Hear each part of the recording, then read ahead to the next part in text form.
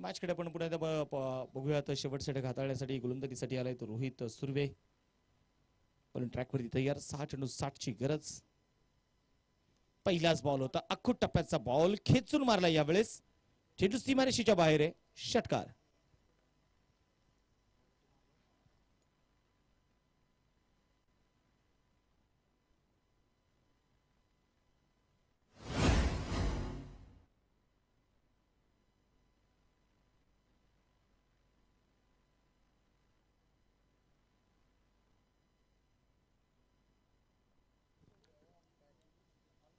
पुन्हा एकदा खेचून मारलाय. लागोपाठचा दुसरा षटकार आहे. 2 षटकार लागोपाठचे ते आलेत.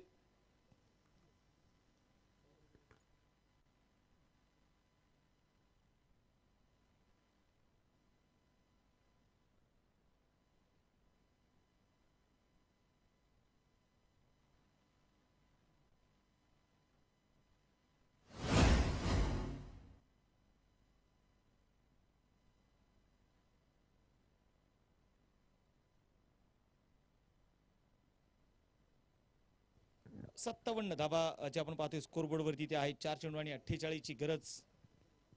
फलकावरती आपण पाहतोय मैदानाच्या मध्ये पुन्हा एकदा यावेळेस काय बॅटिंग केली. रिव्हर्सचा लागोपाठचा हा तिसरा षटकार आहे. वा, मैदानाच्या मध्ये आपण पाहिलं तर क्वालिटी बॅटिंग इथे करतायत.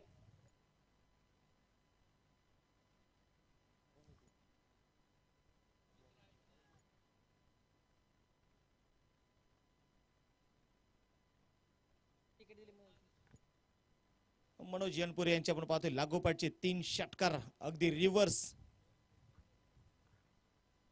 विशेषतः आपण पाहिले गेले तर फोटोग्राफिक्स मध्ये मात्र फार मोठं नाव त्यांचं राहिलंय आणि आता मात्र त्यांनी दाखवलंय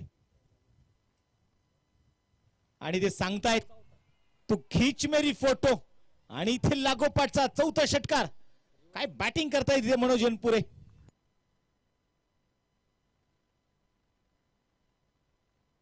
लागोपाठचे 4 रिव्हर्सचे षटकार. आणि इथे मनोज जनपुरे देखील सांगता येत नाही की आयुष्याचा डाव तुम्ही अशा प्रकारे खेळा. जिंकणाऱ्या संघाला देखील मात्र त्या विजयाचा आनंद साजरा करता नाही आला पाहिजे. काय बॅटिंग करतायत मनोज. लागोपाठचे 4 षटकार रिव्हर्स खेळलेत. एक अनोखा रेकॉर्ड. आतापर्यंत आपण 5 षटकार पाहिलेत परंतु रिव्हर्सचे 4 पाहिलेत. पहिल्यांदा मनोज जनपुरे यांच्याकडून. हा पाचवा येणार का. यस, हा 5वा रिव्हर्सचा षटकार आहे. 6 धावा आहेत. मनोज जनपुरे काय बॅटिंग केली मनोजने. आणि मैदानामध्ये बघायचंय टीमची अपेक्षा आहे इथे 6वा देखील एक अनोखा रेकॉर्ड नावावरती कोरला जाईल. मला वाटतं स्वर्गीय विशाल कांबळे आज आठवले. त्यांनी देखील रिव्हर्सचे 12 चेंडू मध्ये अर्धशतक पूर्ण करणारे खेळाडू आहेत. आज मनोज जनपुरे यांना संधी आहे. 5 चेंडूवरती 5 रिव्हर्सचे षटकार. आणि हा चेंडू मात्र यावेळी जोरदार बॅट रिव्हर्स प्रयत्न जरूर होता परंतु एक धाव जरूर आली आहे. मॅच जबरदस्त पाहायला मिळाली. विशेष आपण पाहतो आदेश तांगडे, रोहित सुर्वे. परंतु आता या मॅच मध्ये मन जिंकण्याचं काम मनोज जनपुरे यांनी जरूर केलंय. रिव्हर्सचे 5 षटकार त्यांच्या बॅट मधून आलेत.